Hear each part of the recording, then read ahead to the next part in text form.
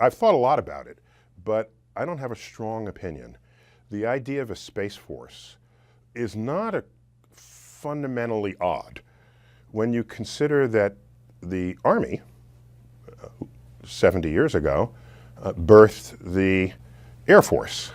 There was the Army Air Force, and once we realized that technology and warfighting capabilities evolve, and was going to take place up in the airspace rather than the ground space, then it was sensible to suggest that perhaps this should be an entire branch of the military unto itself. So today, all space capabilities of the military are handled by the Air Force. That was the natural extension of what the Air Force people did. And it's huge. Air Force controls GPS. Right, most people don't realize. And I know someone who has a show called GPS.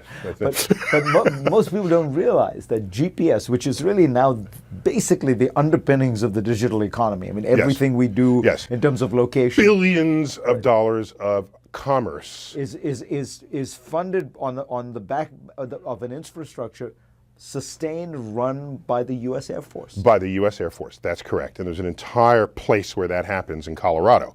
The point is that we as a nation have assets in space of incalculable value. And so when you think of what a military does, as a minimum, they would protect a nation's interest, a nation's assets. And space is another place. You have the ground, you have the air, and you have space. So it's not a weird idea to say we perhaps should have a space force. The question is, does the Air Force think that they can't handle it under the current administrative, bureaucratic structures? And if not, then maybe it's a good idea. But if the generals say, we got this, then I don't see the need to force it on them. What I also have noticed in the last few months is that the Chinese and the Russians have gotten more active in very interesting ways. So the Chinese went up and destroyed one of their old satellites, and the Russians went up and essentially deactivated one. And I thought that they were in some sense signaling, you know, we have the capacity to go up into space and to screw around with stuff or to destroy it entirely.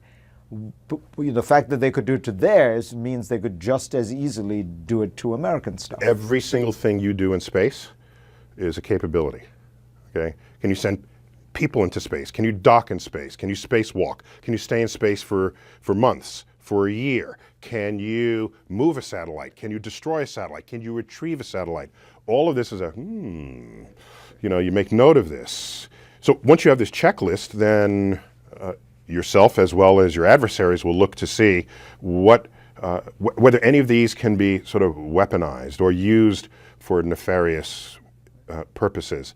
Do you think it's inevitable that space becomes an arena for conflict? The UN Space Treaty that promises peaceful uses of outer space. By the way, there's more than just no nukes in space. It's if there's an astronaut in need from another country, then you're obligated to assist them. It's a very nicely worded document. But there's a part of me that always says, why do we promise we'll treat each other nicely in space? If that's successful, why don't we have a peaceful use of Earth treaty? If it works there, it seems to me it should work on Earth. And if we can't get it to work on Earth, why should I have any confidence at all that somehow, oh, now we're in space, now we'll all be friends? But why would the arena make a difference? It's the political tensions that cause the rivalry. And I know I sound cynical saying that, but human nature scares the hell out of me. And so I don't know. I think it'd be nice if peace in space led the way to peace on Earth. That'd be kind of good. When you're in space, you have a very different view of Earth.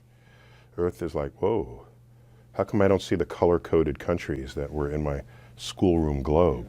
Oh, because we made those lines. They're artificially created.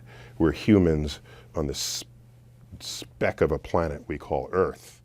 And it seems so small and fragile. Oh, yeah, because it is small and fragile. It's just seen that way. It is small and fragile. By the way, I serve on a board of the Pentagon, the Defense Innovation Board. But I'm not speaking for that board, nor obviously for the Pentagon. By the way, there are future needs and concerns of what a Space Force would have to think about, such as asteroid defense. All right, that's a complete space-based threat to the livelihood not only of a nation but of the world. And it may be that the cooperation of the world in space is to save civilization. And that could be the greatest force of peace there ever was. Neil deGrasse Tyson, as always, a pleasure. Thank you.